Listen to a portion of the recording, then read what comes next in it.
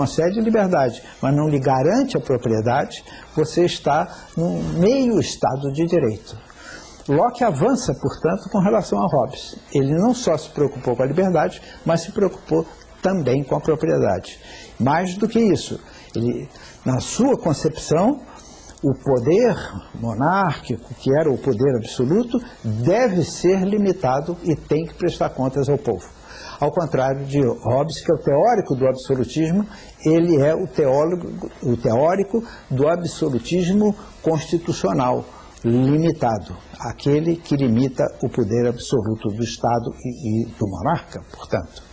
O professor Montesquieu também está no elenco desses pensadores, desses teóricos a respeito do Estado. Qual foi a contribuição dele? A grande contribuição é que ele, segundo defende o Raymond Aron, ele não é só um filósofo político, ele também um sociólogo. Ele fez sociologia política na sua obra fundamental, em que ele defende o espírito das leis, em que ele mostra a evolução do Estado, as diferenças do Estado, as influências que o Estado sofre, das raças, da cultura, do clima, da geografia, etc. E mais do que isso, ele é conhecido pelo princípio que ele estipulou da divisão de poderes do Estado.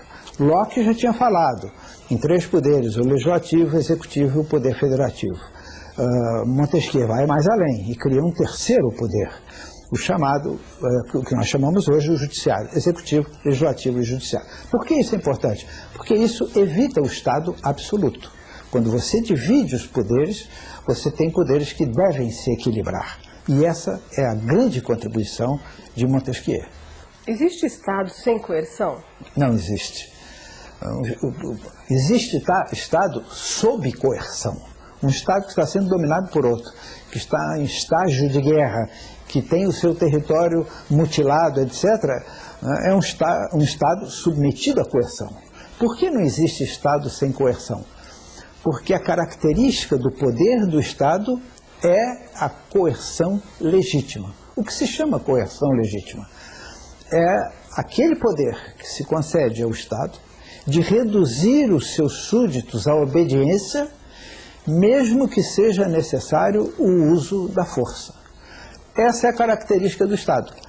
O Estado não admite concorrência, não admite nenhum poder concorrente do seu poder coercitivo. Quando nós vemos um Estado sublevado por qualquer forma de subversão, de terrorismo, etc., esse Estado tem necessariamente que combatê-lo exatamente porque está colocando em risco o seu poder coercitivo, sem o qual ele não consegue se estabelecer, tornar o domínio das leis inquestionável e reduzir os recalcitrantes, mesmo com o uso da força se necessário, né? Da força física, inclusive, se necessário. O Estado é dono deste poder, por isso ele é a instituição política mais importante. Há outras formas de poder, o poder econômico, o poder cultural, né? O poder artístico, o poder ideológico, mas sobre todos eles sobreleva o poder de Estado, porque é o único que tem o monopólio da coerção legal, esse poder de reduzir a obediência com o uso da força, se necessário. Professor, e de que elementos o Estado está instrumentalizado para exercer essa coerção? O instrumento do Estado que personaliza o Estado, que representa o Estado, que exerce as funções do Estado, é exatamente o governo. Qual é a diferença entre Estado e governo? O governo é titular do poder do Estado, só que o Estado é permanente e o governo é transitório.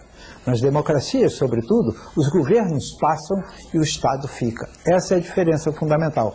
Mas também não pode haver Estado sem governo. Por quê?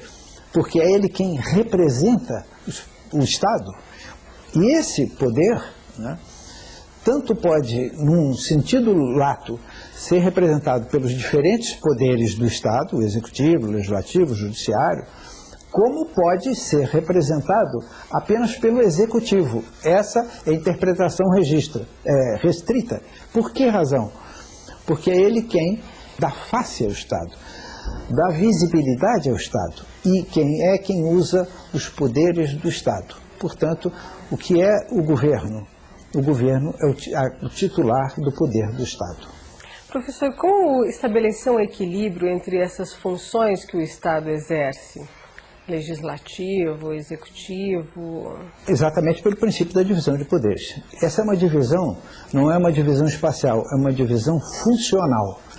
O executivo administra, executa, o legislativo legisla e o judiciário arbitra os conflitos entre os demais poderes, entre o executivo e o legislativo, entre a sociedade e o executivo, entre os poderes públicos e entre os particulares.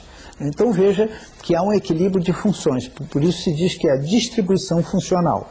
Mas há também nos regimes federativos uma distribuição espacial. Você tem nos regimes federativos um presidente da República, um legislativo federal, um judiciário federal. E você tem nos estados um governador do estado, que é o executivo estadual, um legislativo estadual e um judiciário estadual. Então o poder é algo tão importante, o poder do Estado, que se divide funcionalmente e espacialmente. Essas duas divisões é que mostram a complexidade dessa instituição que nós chamamos de Estado. A gente pode dizer que quanto mais equilíbrio, melhor a democracia? Sem dúvida, sem dúvida. Há uma relação estreita entre o equilíbrio do Estado e a democracia. Entre o equilíbrio dos poderes do Estado e a democracia. Quanto mais equilibrados eles forem, quanto mais eles se controlarem entre si, mais aprimorada será a democracia. Esse é o princípio básico de Montesquieu. Benjamin Constant dava tanta importância, que é um teórico também do Estado moderno, do Estado contemporâneo, depois da Revolução Francesa, que ele dizia, o problema do Estado é o poder. Por que razão? Porque esse poder pode ser democrática ou autocraticamente exercido. Então, esse equilíbrio é exatamente